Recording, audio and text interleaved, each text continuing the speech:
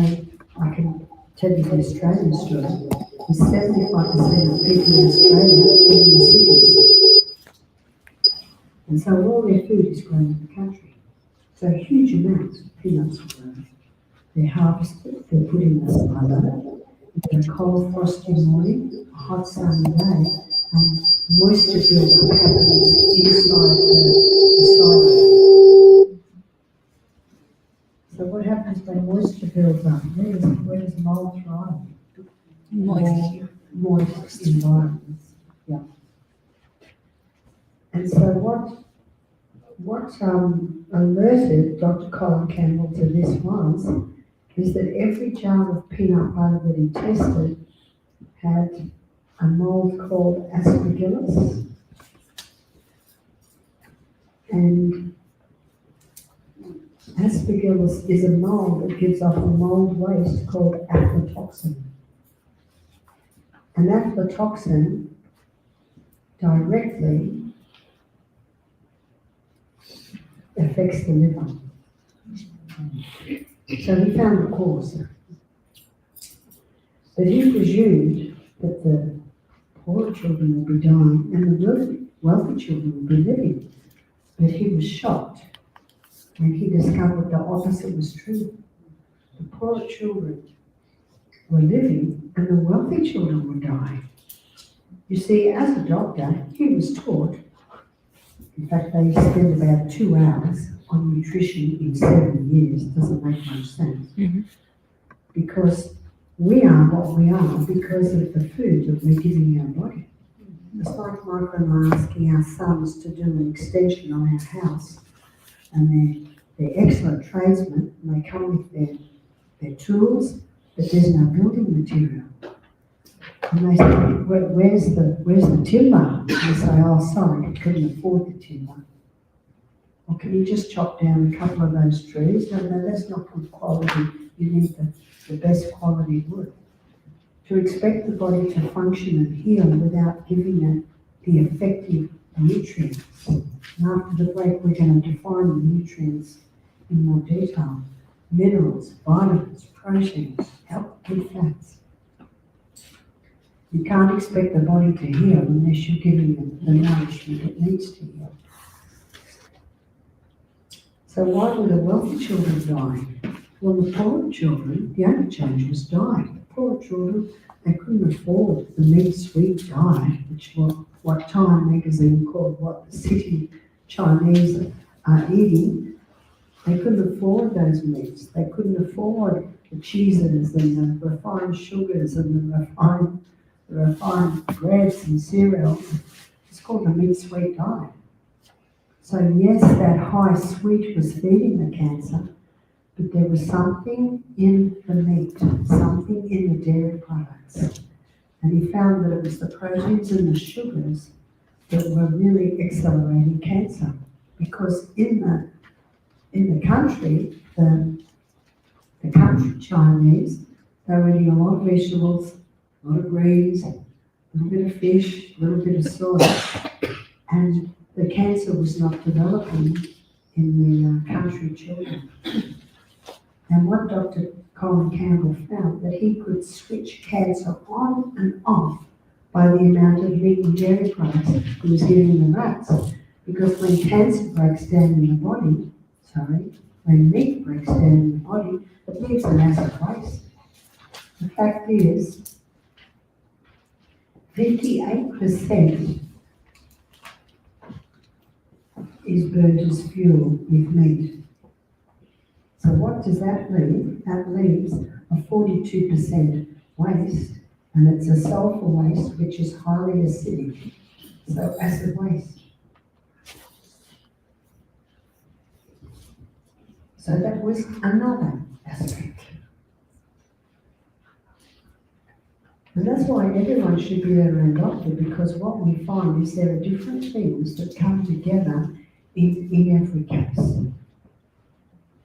So what some people, when they hear about the meat and how it creates an acid environment, they'll go to the other extreme and go on the high carbohydrate diet.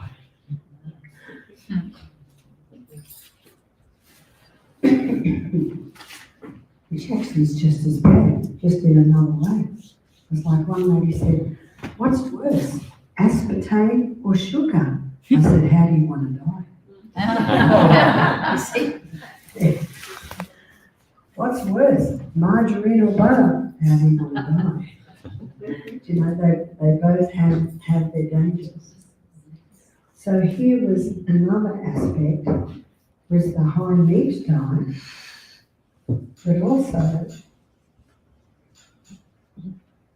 what he found is the mold factor. And we have several books in our library at home showing the link between cancer and fungus. But at that point, I would like to have a break. We're going to have a 10-minute break, and when we come back, I'm going to explore that one a little bit more.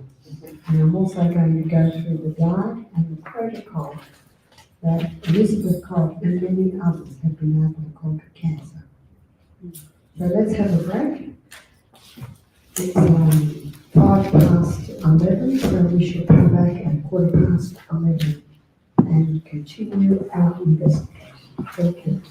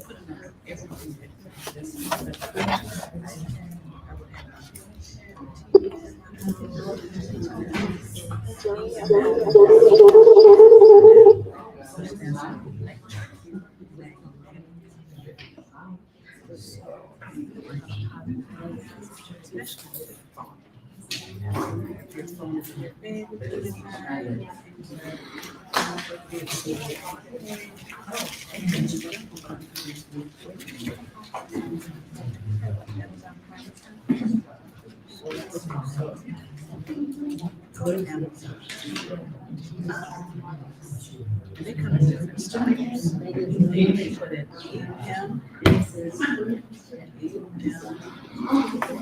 yeah.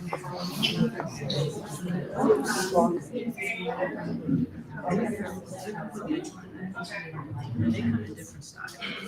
I just have to kind of circle. They all straight in my tongue, which is that's pretty much so you make it like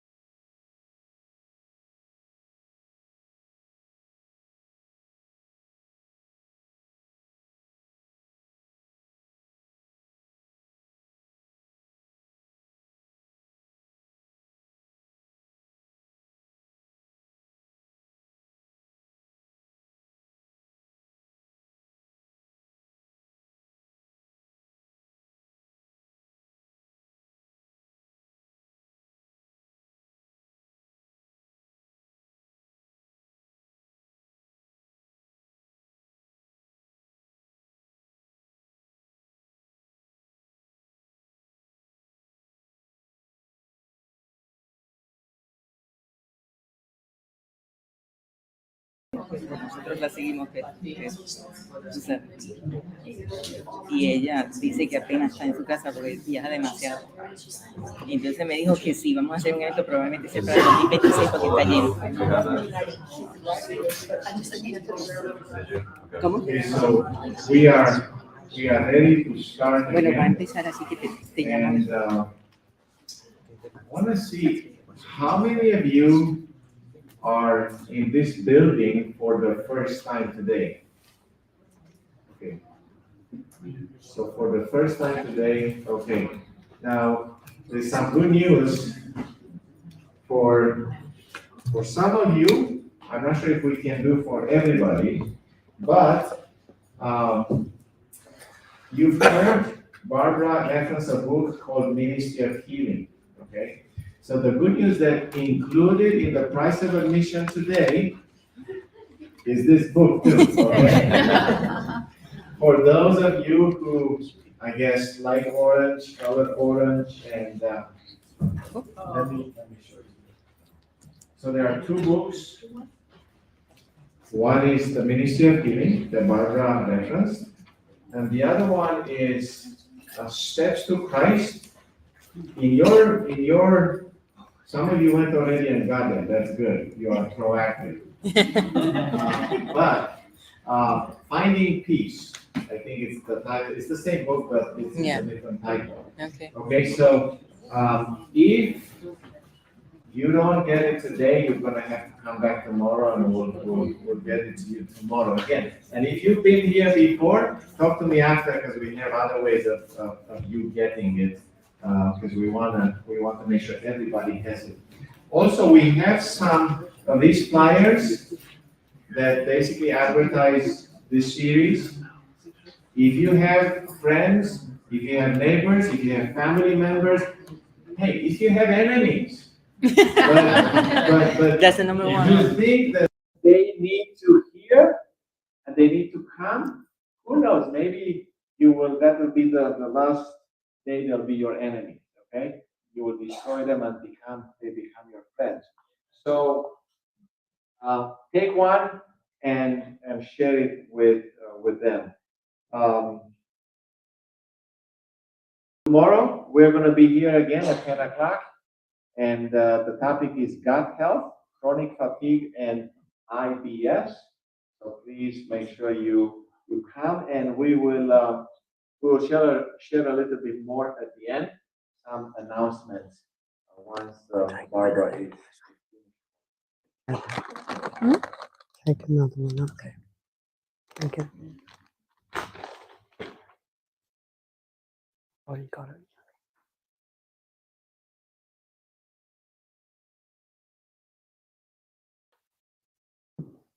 Thank you and welcome back. Have I got voice?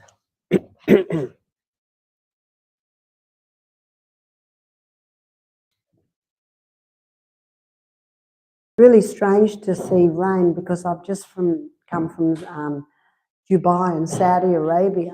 It never rains. One of the reasons why I found it difficult to adjust and got this. It's so cold inside and so hot outside.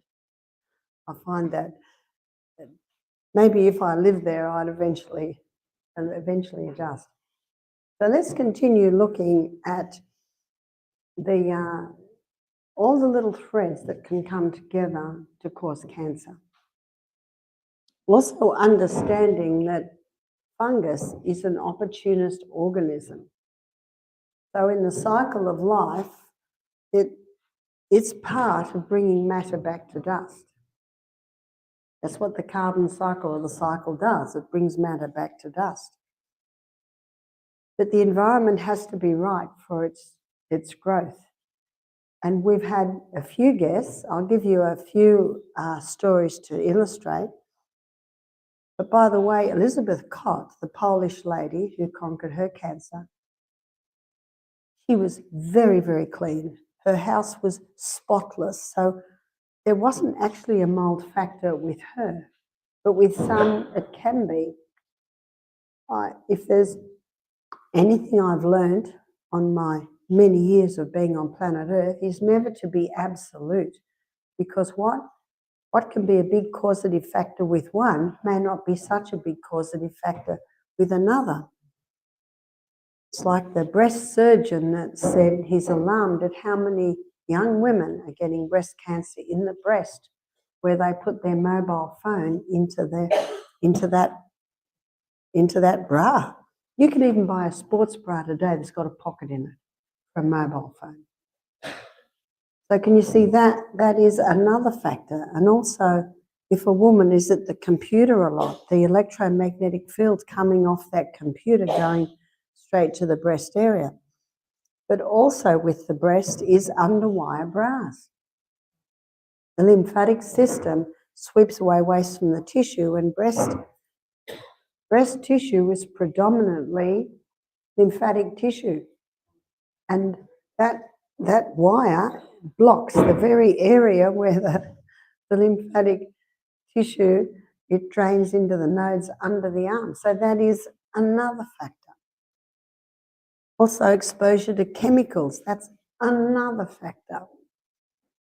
And how many bras are made out of synthetic material? Nylon, acrylic, and polyester were created in a chemical laboratory.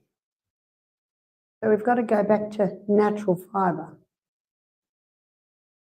So there are some natural fibres that you may not be familiar with in that they are made from wood pulp. One is viscose. Viscose is made from bamboo. And rayon is made from wood pulp. And modal, M-O-D-A-L, it's the cellulose spun from the birch tree. So the stockings that I have on today are viscose and wool. And yes, I've been to Scotland recently. My woolen skirt. And this little blazer I have on is linen and viscose. So just be mindful of especially what's touching your skin. See, men, they have cotton underpants, cotton undershirts, cotton shirts, cotton jeans, whereas the ladies, they like the pretty things. Often those pretty things are made out of these unnatural fibres. So with breast cancer, there can certainly be a hormone aspect. And let me show you there. Yes, I did say I was going to give you some stories, and I certainly will, but I wanted to just establish a few other things. So with hormones, the number one hormone is progesterone. The reason I call this the number one hormone, because progesterone is often given the name mother, because progesterone is the precursor for the sons. That's testosterone, the male hormone. Also the precursor for the daughters, and they're called estrogen. Now, estrogen's role in the body is that of a cell proliferator. Cell proliferator means causes massive cell growth. So it's estrogen that causes the skinny young girl to develop into a beautiful, shapely woman. Estrogen's important, but it needs to be under the control of mother. What mother hormone does is keeps estrogen where it should be.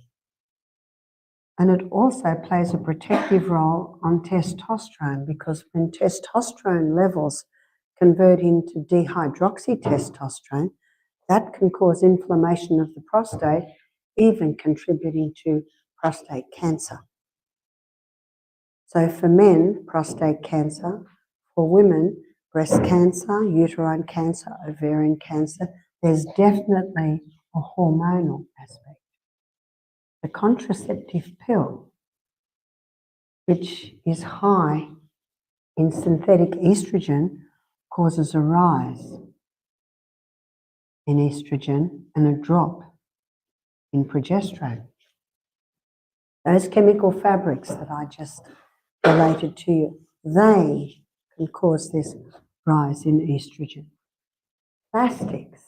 We're awash with plastics today. When I was a little girl, I went to school, the sandwiches were wrapped in greaseproof paper in a brown paper bag. But today everything's in plastic. So be careful of your exposure to plastic because it contains something called phenol, and estrogen contains the phenol ring. So many plastics are estrogen mimickers. And growth stimulants given to cattle, growth stimulants given to chickens, also in the eggs. Can you see that all of these, like the dripping tap on a stone, are causing this rise in estrogen and drop in progesterone? Estrogen as a cell proliferator, and the Australian Health Department have stated that estrogen is a known human carcinogen because of its cell proliferator action. So how can we boost mother and get estrogen under control? My daughter, who lives in Wisconsin, she sells a cream called Comfort Yam Cream. And this Comfort Yam Cream, now she'll be here, she gets in today in the afternoon. I don't know, because I've been traveling so much, whether she'll be bringing some with her, but if she doesn't, you can order it through her website. Website's easy, barbaraoneil.com. It's very easy. What the Comfort Yam Cream contains is a plant chemical called diosgenin. Diosgenin, when it's applied to the skin, the fat cells take it up and it stimulates the pathway that your body uses to make progesterone. So applying that cream, it's usually applied twice a day, 3 weeks a month, when a woman's not menstruating. She's not menstruating anymore, she just leaves 1 week off a month. What about a man if he's got prostate cancer? He applies it twice a day, every day, because men are not cyclic like women. But can you see, whether it be man or woman, you've got to get progesterone up. Progesterone also stimulates the release of osteoblast cells. They're your bone building cells. Many women who are on the pill in their teens and their 20s, now in their 50s, 60s, are finding they have breast cancer, prostate cancer, also osteoporosis. And all of those respond to applying the yam cream.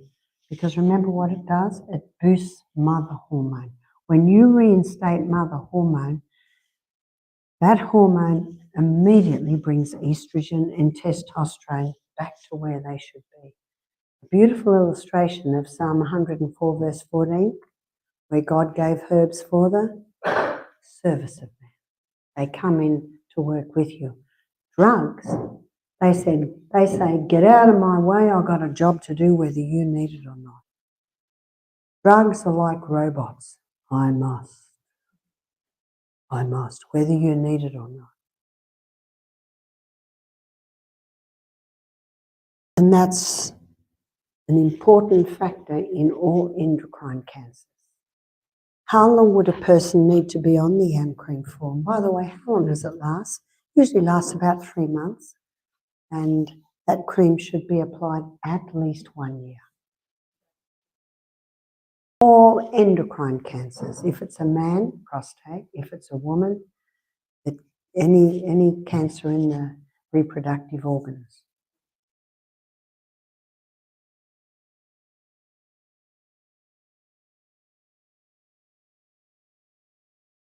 There are several different types of cancers, but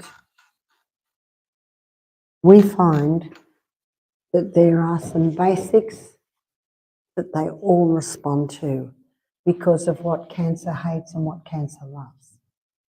So I'm going to show you the basic program that we find very effective. Number one, we must starve this cancer. And when you look at the basic functions of cancer and the basic functions of fungus, they're very similar. Very similar. Fungus loves high glucose. Fungus cannot live in the presence of oxygen. And fungus thrives in an acid environment, very similar. So how do we starve a low glucose diet? So what we suggest is no fruit for 6 weeks.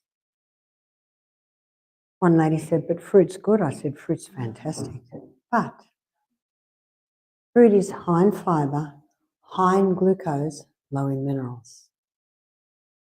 Vegetables, high in fibre, high in minerals, low in sugars. And there are some fruits, they've got the classification of fruit because they've got the seed in them, but they're very low glucose. That's avocado, lemon, tomato, cucumber, zucchini, pumpkin or squash.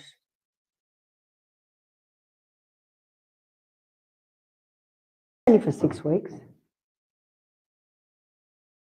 Elizabeth Cott did this 10 years ago or 12 years ago. What was 6 weeks?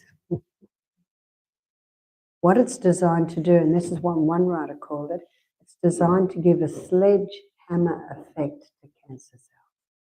Because remember what they love? They consume 15 times the glucose. They're up here in this vast pathway, consuming huge amounts of glucose. Dr. Holland, in the book that he wrote with Doug Kaufman called The Germ That Causes Cancer, he also looks at the link between fungus and cancer. He said when you deprive cancer cells of glucose, they self-destruct. So it's just initially. In my book, Self-Heal by Design, which we will have available tomorrow, I have the programs outlined in there. So after 6 weeks, well, what do we do for the first 6 weeks? There's so many vegetables, and there's so many legumes, and there's so many nuts and so many seeds that you can easily have a different meal every day. And so a typical diet would be, for breakfast, sliced tomato, maybe a whole avocado, maybe some greens, olives, and a bowl of lentils.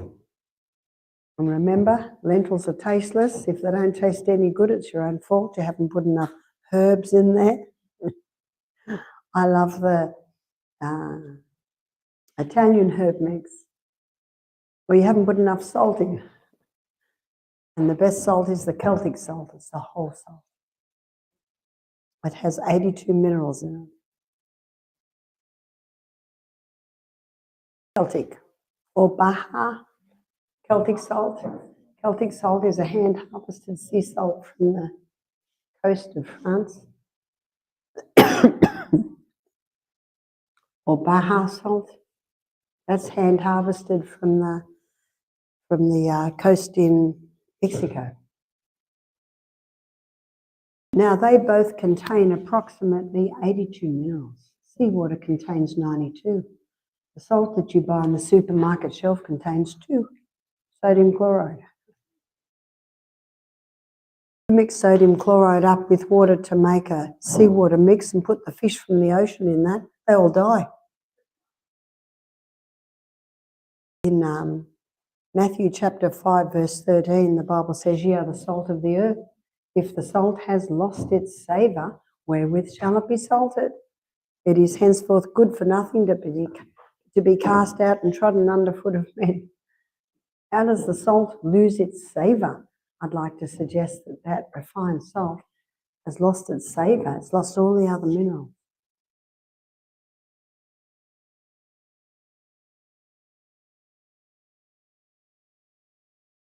In Germany, I'm not sure. I think every country has its own yam cream, so it's a matter of searching out. But look at your ingredients. It should be very simple ingredients. And if there's words that you don't understand, Google them. But as long as it contains the extract of wild yam or extract of diostin. And so One lady said that she had lentils on Monday, black-eyed beans on Tuesday, cannelloni beans Wednesday, organic tofu Thursday, kidney beans Friday. See, there's so many legumes. You can have quite a nice variety. And in the back of my book, Self-Heal by Design, I have several recipes, but it's mostly all for legumes because I find that's an area many people don't know how to cook. Lots of vegetables. Have a nice variety with vegetables. I said to one man, "How are you finding the diet?" He said, "I'm alive." So with starve the fungus, yes, go on the fruit-free diet for 6 weeks. Also, check your exposure to mold. There must not be any mold in the house. One young woman, she's only 35, a very sad story. She had advanced breast cancer. She's the mother of 3 children. And she told me about her house. So here was her house, and great big trees all around the house. What does that mean? There's not fresh air and sun getting in. And this was the sunny side of the house. And her bedroom was at the back.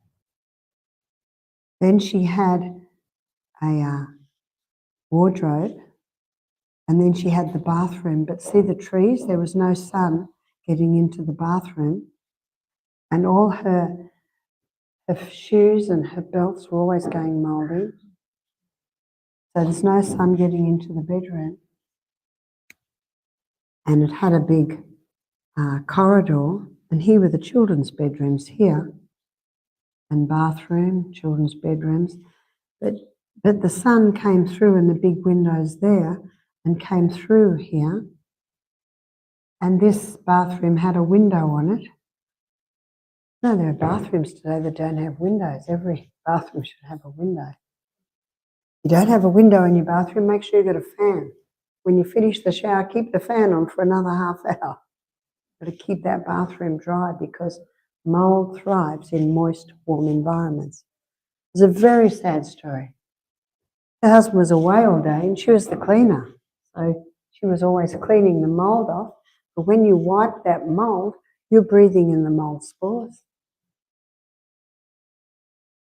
And she'd been on the pill when she was younger. So her estrogen levels were high. And she had this mold exposure. It was a very sad story. She only lived another 3 months. It's very sad because it was extremely advanced. She had no idea about the hormone factor. She had no idea about the mold. And that's why I wrote my book, Self-Heal by Design, because I was confronted with the fact that so many people don't realise the danger of mold. There must not be any mold in your house. And in my book, Self-Heal by Design, I look at the history of mold and I look at the Bible. You know, the Bible says if there's mold in the house, you've got to destroy the house. You don't necessarily have to destroy it. You maybe get the plumber in. Like with this lady, you've got to chop those trees down. You've got to get some ventilation in there. You've got to get some skylights and get sun into the rooms, you know. Sometimes it can be saved. Also, exposure to chemicals. We had one lady with stomach cancer and she worked in a plastic factory. So she's breathing and swallowing in chemicals. Very sad story. She had major stomach cancer and she was on pain-killing medication. Within the 3rd day, she'd reduced that pain-killing medication by 3/4 because we discovered that her bowels hadn't opened for 6 days. So once we got the bowels moving, it took pressure off the stomach and reduced her pain levels right down. So starve, not just dietary-wise, but also exposure to chemicals and also exposure to mold. Number 2, kill. I do think we've got to get away from the kill mentality. But the good news is that there are herbs that will kill, fungus, kill cancer and won't kill you. Garlic is a good one. And ideally with the herbs, you alternate them.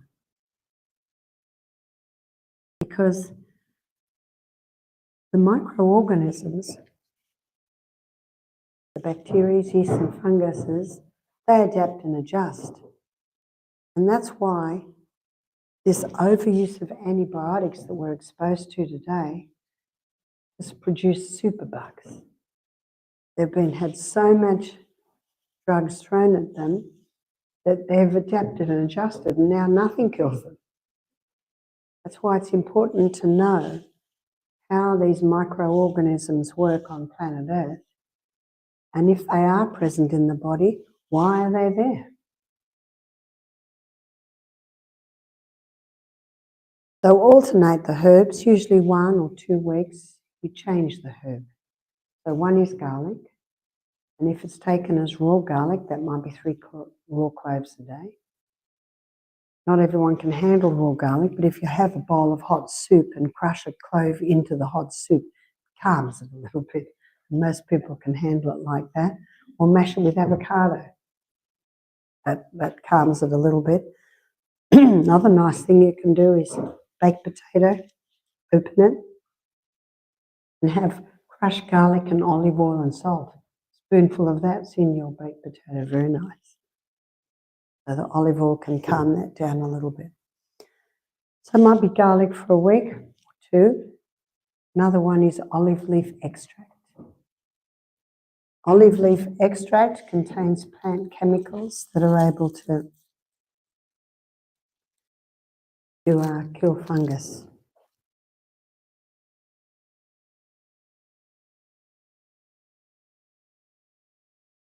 Another one is grapefruit seed extract. Have you ever eaten a grapefruit and bitten on the seed? You'll think the grapefruit is sweet. Very bitter, strong, volatile oils that have antifungal properties. So when you use the olive leaf extract, it's just something like 5 drops in a little bit of water 3 times a day. For olive leaf extract, it can be a teaspoon 3 times a day.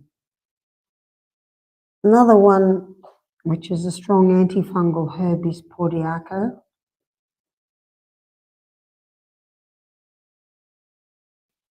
That's a South American herb.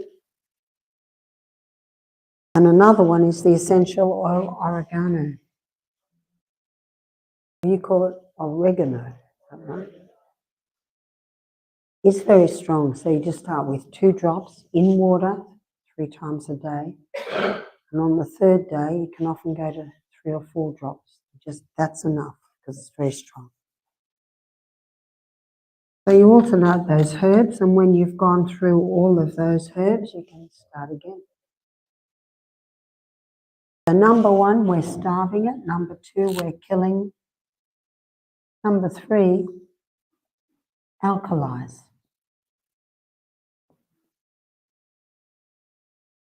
So the most alkalizing foods, and in my books, Self-Heal by Design, I have a whole chapter on the acid-alkaline balance, but all your vegetables are alkalizing, especially dark green leafy vegetables. They're very alkalizing. So what we did with Elizabeth Cott, when we do this at Misty Mountain, we gather 4 different wild greens. Might be pumpkin tips, might be plantain, the herb plantain, might be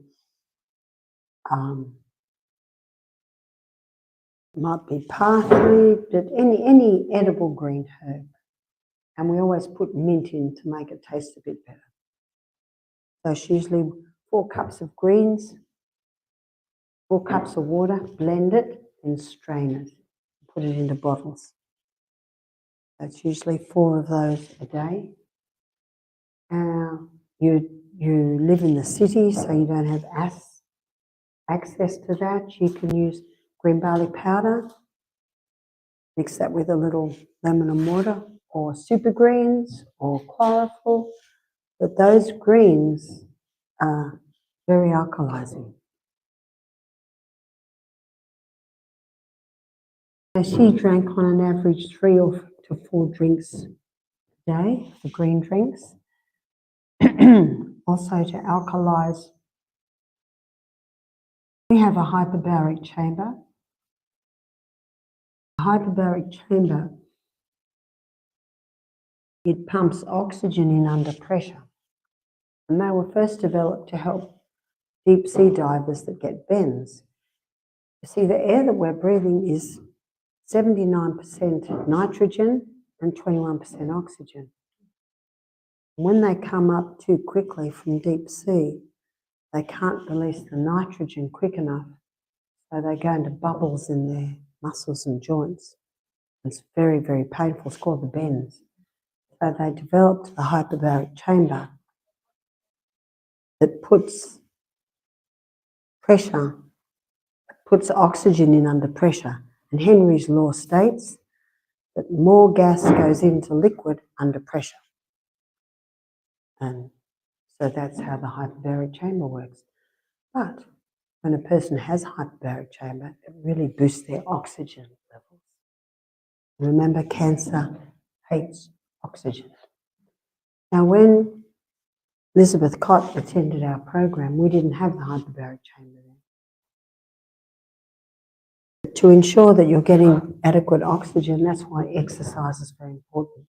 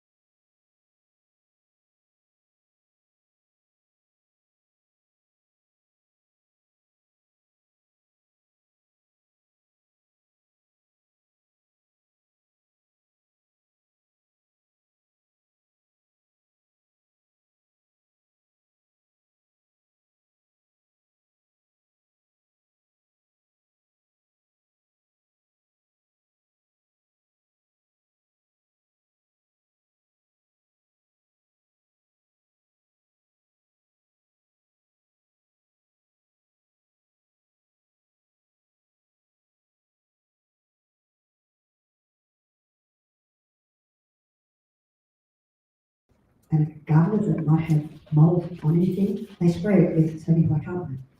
In the old days, when we used to clean multi-bathrooms with sodium bicarbonate.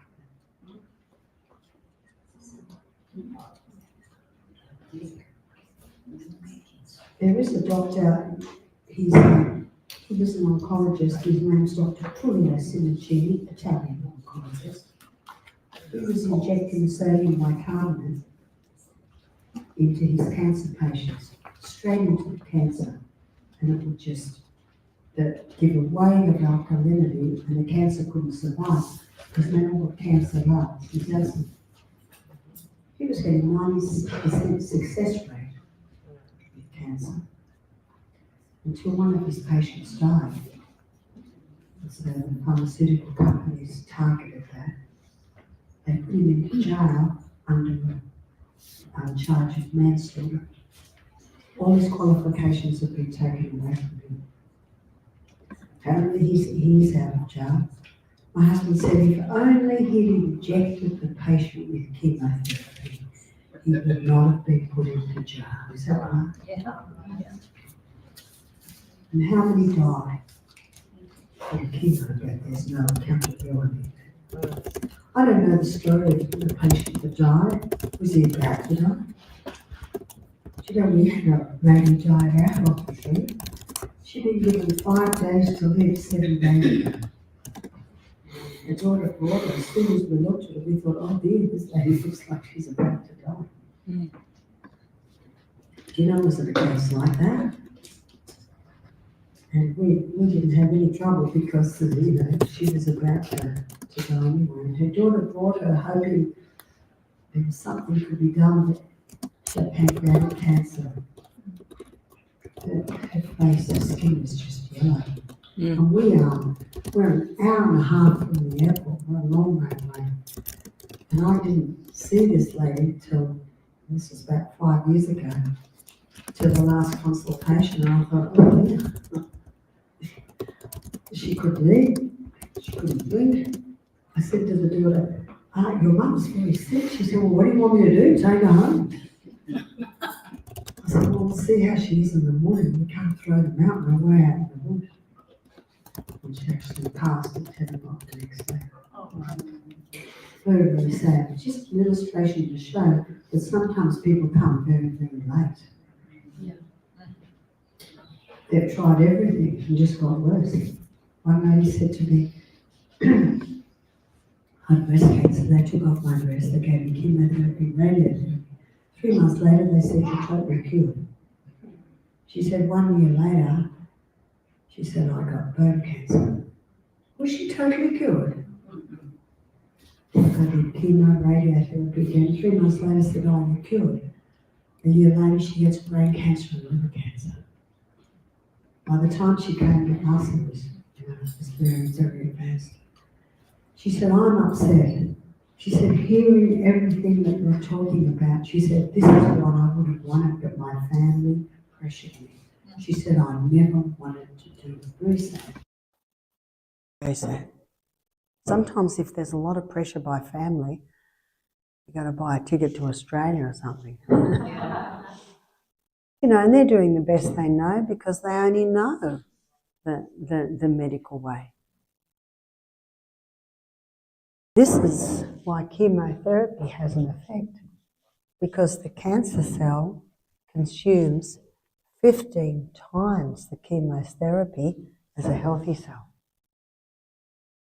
So when someone has chemotherapy, the cancer cells are consuming it at a higher rate. It's a gamble.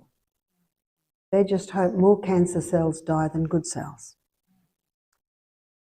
But God has given us an incredible immune system, and that immune system is what fights disease. And chemotherapy just totally destroys your immune system, so it doesn't make sense. One lady said to me, I had a tumour so big it was blocking my colon. I had chemotherapy and it shrunk it. And she said, and I survived. Yes, I think chemo saved her life.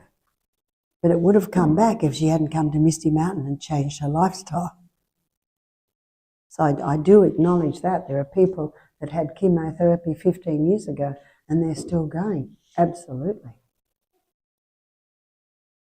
But it goes like this with the figures. If you survive 5 years after chemotherapy, it says you're cured, even if you die the next day, because you made 5 years. But we've had several doctors attend our program with cancer. They don't want to do chemotherapy. They said, we've seen what it does.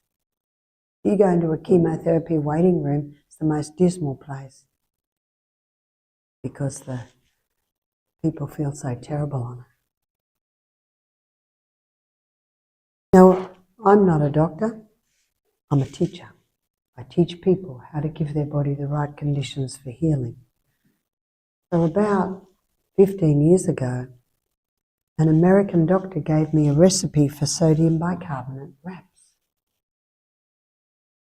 And the recipe is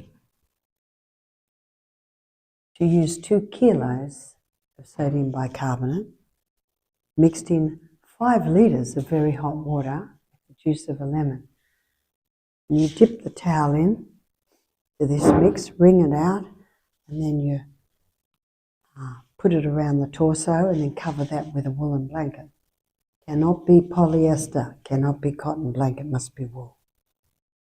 Then you dip the towel again, wring it out and do the leg. And what we do then is we put it in a garbage bag, plastic bag. It's not touching the skin, but it keeps the bag hot. Then the other leg, then the other arm, Then we wrap the whole body in a big thick woolen blanket. And what it does is it penetrates into the body. And sodium bicarbonate is the ultimate alkalizer. So it alkalizes from the outside. We usually keep them wrapped up for about an hour. So this is what we did with Elizabeth Cott. She immediately went on the no sweet diet. She immediately started to take the herbs. We did 5 sodium bicarbonate wraps in the week, so Monday to Friday. And then Monday to Friday the next week. She had green drinks every day. She went back to the doctor 3 months later, and the doctor said, just keep doing what you're doing and come and see me in 6 months. Now, what did he say 3 months before? You got to do chemotherapy immediately. Why did he say, keep doing what you're doing? Because all her cancer markers had come down, all her inflammatory markers had come down. She went back, it was probably about a year since her first visit, and one of the tumours had gone. And I think in her next year's visit, the other tumour had gone. So we're now 12 years later, and Elizabeth is doing very, very well.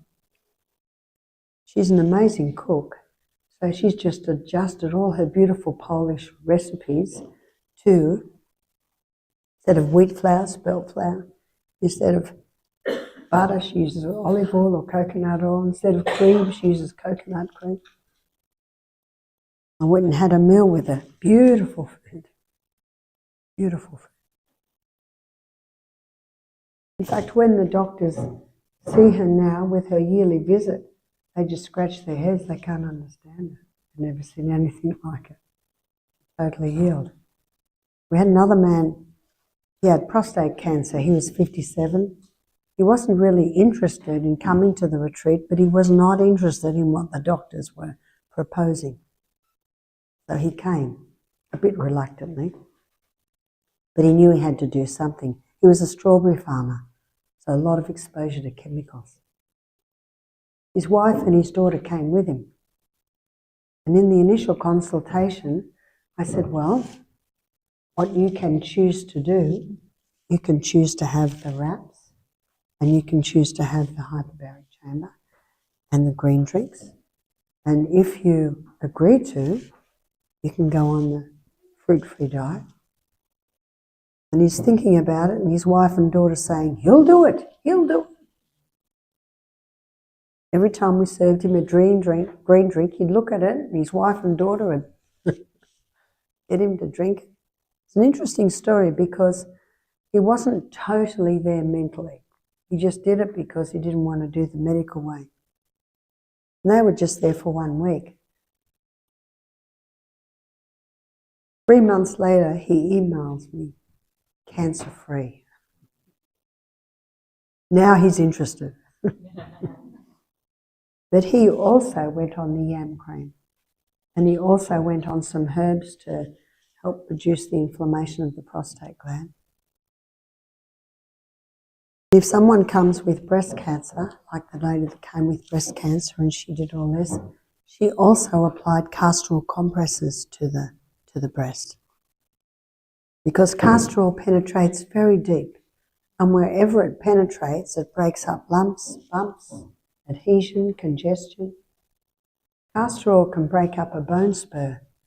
And if it can break up a bone spur, it can break up a tumour.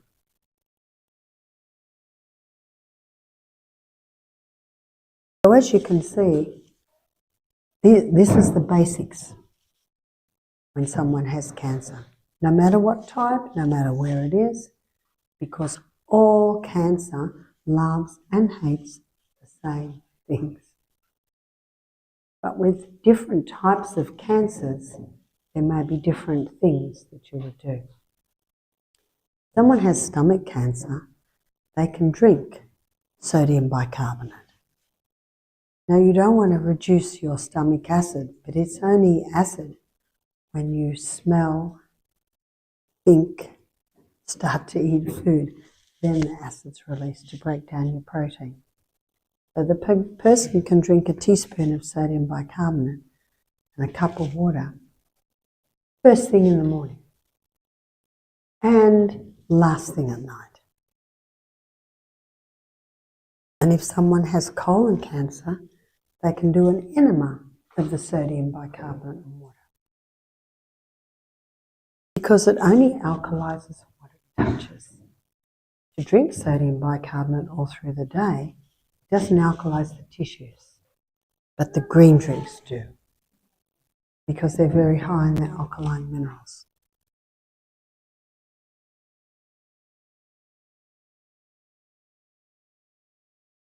Are there any questions as we close? For the sake of the recording, I'll repeat any questions. Yes.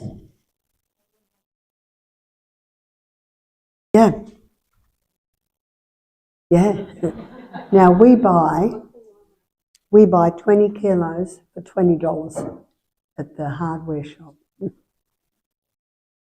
But you can Google sodium bicarbonate wraps and Barbara O'Neill, and I demonstrate it. Yes?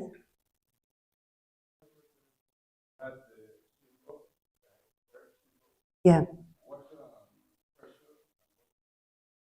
Oh, So, do you know? can I, we have people watching and they do not hear the question. Okay, so I will repeat the question. Yeah. So regarding the hyperbaric chamber, the pressure,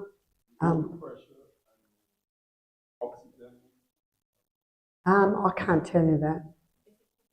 I don't have anything to do with how they do it. I'm sorry.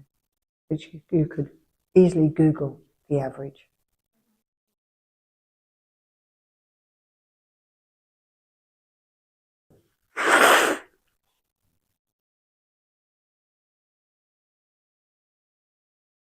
Yes.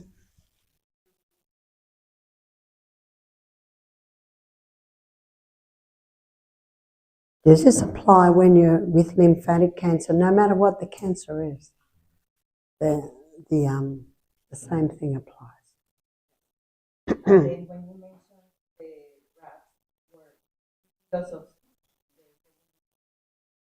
5 litres of hot water. But it's quite a complicated procedure. That's why if you are considering it, it's good to watch how it's done, and it's good to do it on a girlfriend or your husband or, or your wife. You've got to play with it a bit and get it right. Yes? How will you target cervical cancer? Because it's part of the reproductive system, it's very important to have the hormones balanced, and you can douche with sodium bicarbonate and water. You can get a douche from the chemist. You can order douche. So that's the main thing that you would do. Yes.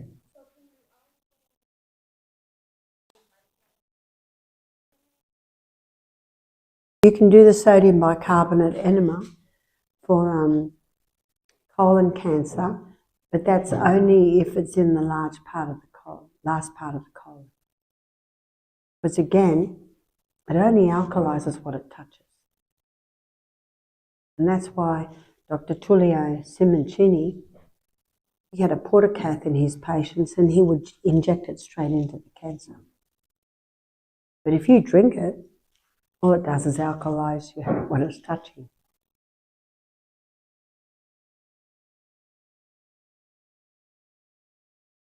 How can you...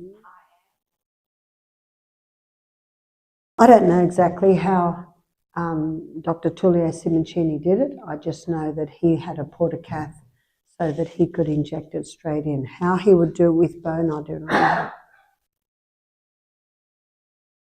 Yes? that you mentioned, what kind of rice, if one, you recommend the other? Okay, well, the substitute for wheat are the spelt, Enkenhorn and Emma. But here in America, you have an amazing online bread shop. It's called Simple Needs, KNEADS.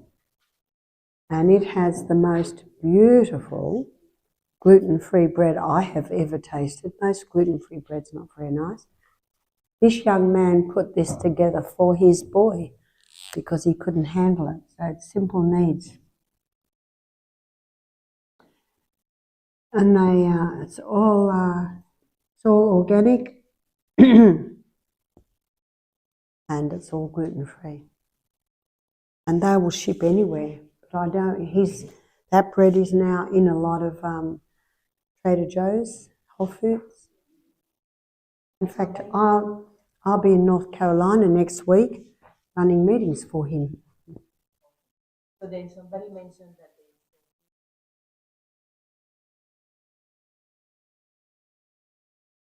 heavy metal. Salt.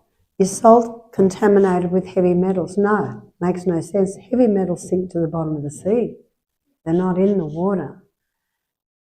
And the ones that are contaminated are prawns, crayfish. They're the vacuum cleaners of the sea. And also some of the seaweeds grown, but not in the seawater.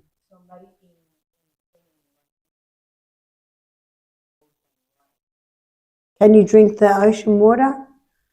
Well, your body needs pure water. If I swim in the sea, I always have a few mouthfuls, but that's all you need, a few mouthfuls. Yes? At any time is fasting considered? Yes. If someone's extremely underweight, I don't usually. But what we usually do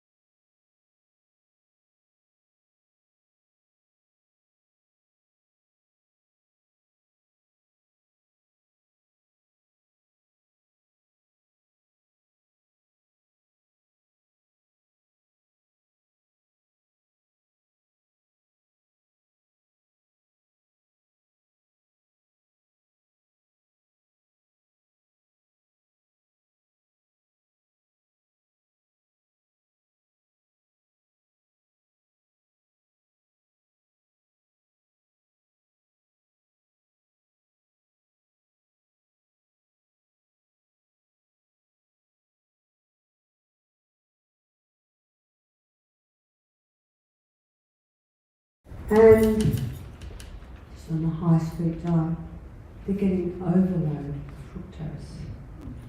So this morning for breakfast I had half an apple and I had a bunch of grapes.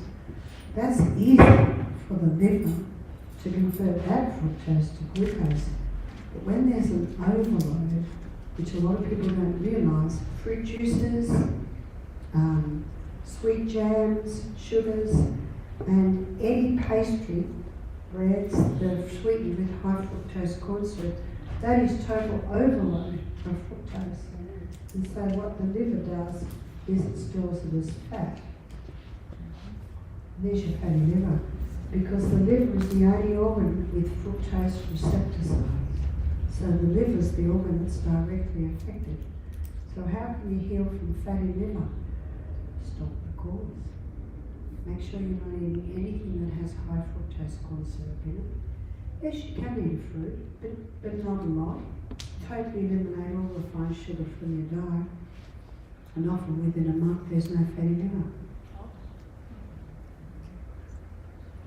A did say last one, but this is the last. This is the good one. Is there a link between soy and cancer? Is there a link between soy and cancer? Only if the soy's been genetically modified.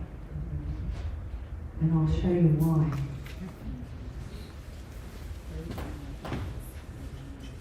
Because a lot of people don't understand this. A friend of mine did a thesis on soy. People ask her about the soy, and this is her answer: God made it good, man mucked it up. So here are 3 cells with estrogen receptor sites. This is the xenoestrogens, and the xenoestrogens are the estrogens that get broken down from so many plastics and chemicals, and it is 20,000 times stronger than plant estrogen. So how big is plant estrogen?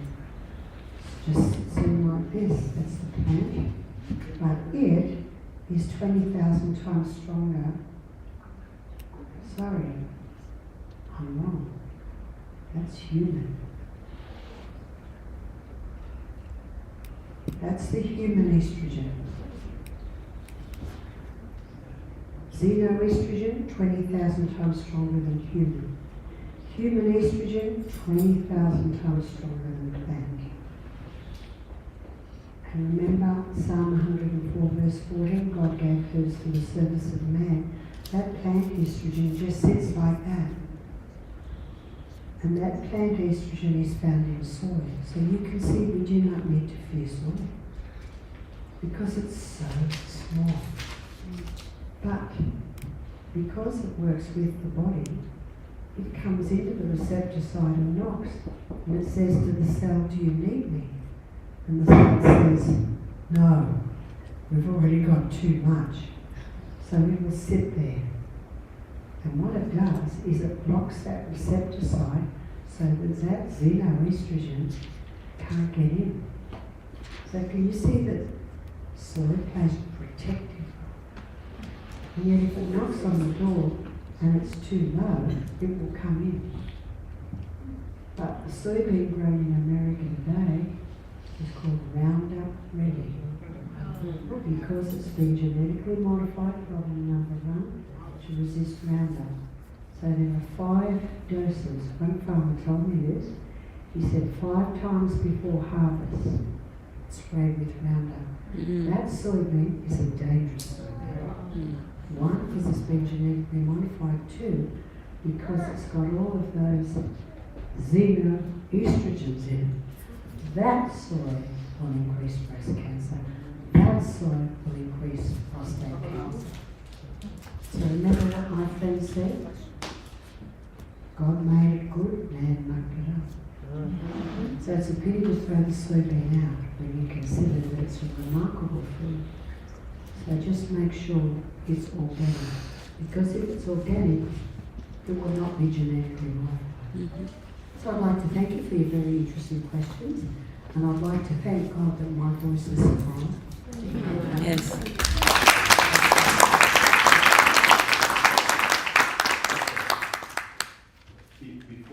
Before we let you go sit, a day or so ago in our little church here, there was a little bit of a controversy related to how old you are. So somebody said, we saw that she's 93 years old. No. If you keep this lifestyle, you too can look like this at 93. No, I'm not 93. Okay. So, but people swore that they saw an interview with you on YouTube and that you are 93 years old. And then in the car, can you share with us a little bit about the supplements you are selling? Yeah, I don't sell any. That they're using artificial intelligence to make me say certain things. And so BarbaraO'Neill.com is the only true website here in America. And on Facebook, it's real Barbara O'Neill. Not the real Barbara O'Neill. Not a real Barbara O'Neill. It's real Barbara O'Neill. In fact, my daughter counted there were 700 websites claiming to be them. Wow. Yeah. And what I push is lifestyle. So I don't sell products. Probably the closest thing to a product would be the comfort handbag. But you will not find me on YouTube pushing that. What I do is I lecture and show you how to do it. Okay, so hopefully nobody's gonna buy any $300 bottle of supplements that will make you younger and clear your arteries and cure you of cancer, okay? It's not coming from Barbara, okay? Unfortunately, there have been scams, a lot of them related to this. I saw one. What? I saw one. I was watching it on there, but your lips didn't coincide with the words, and I said, "There's something wrong here." There's also a lot that say Dr. Barbara O'Neill, and I know I was like, that's not right. Okay, Yeah, I'm so, just a mother. yes. Thank you so much.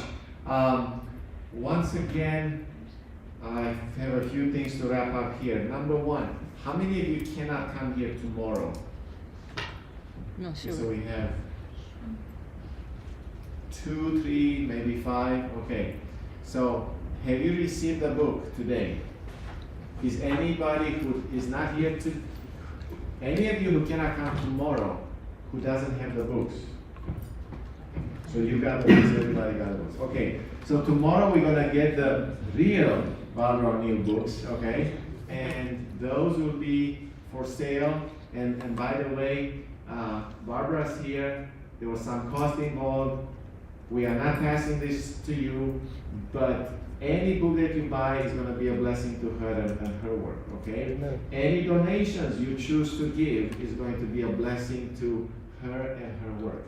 We are not asking for any of it. She's not asking for any of it, but I just want you to know that we as a church, as a facility, we are not keeping any of it. Secondly,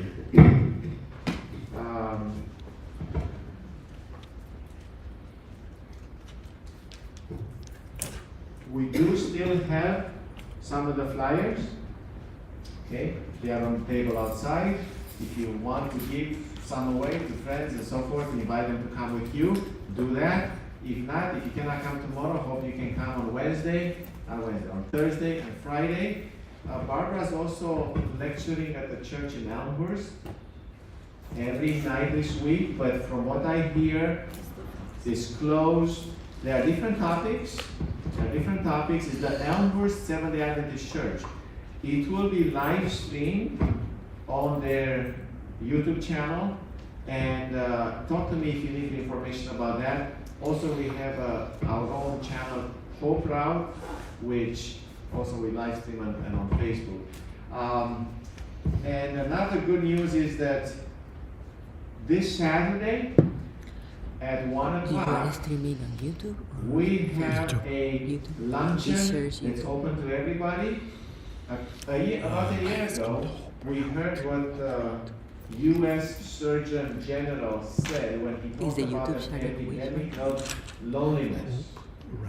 You've heard about that? Yes. In the U.S., many people are lonely. So what can we do?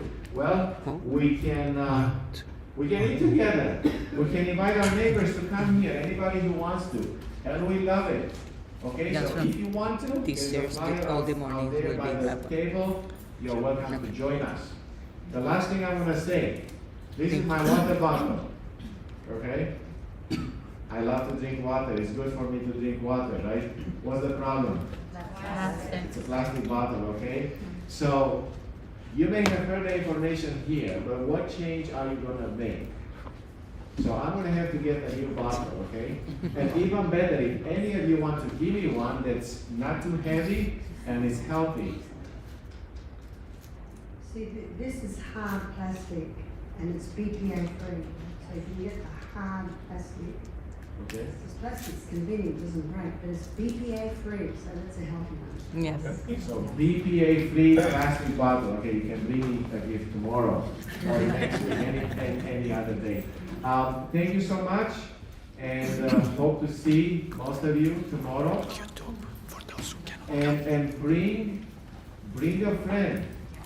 As I said, bring a family member, bring an enemy. And there was one more thing. On YouTube, for those who are not going to be here tomorrow night, it should be on Hope Route YouTube. Okay, so we have the YouTube channel Hope Route, HOPEROUTE, Hope Route, and the lectures will be on YouTube there, from here and from Elmhurst tonight. Okay, tonight is going to be live stream. You can Google that. Unfortunately, it seems that early on today, we had some issue with the sound, so there's a good portion of the video without the sound. But it got fixed during our broadcast. Again, thank you, and we'll see you tomorrow, or not Wednesday, or Thursday, Friday, and Saturday for lunch and one. Thank you. Thank you.